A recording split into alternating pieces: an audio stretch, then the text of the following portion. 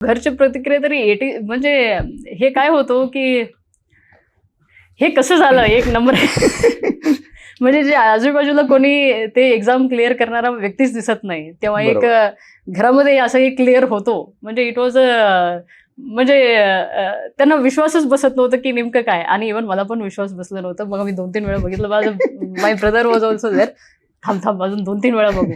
मग काय झालं माझं एक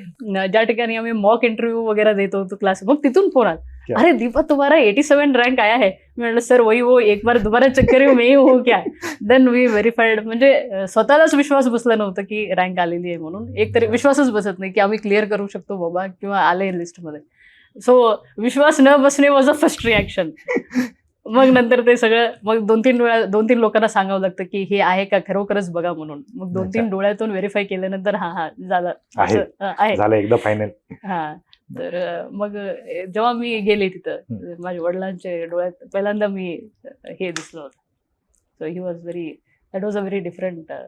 वी कॅनॉट एक्सप्लेन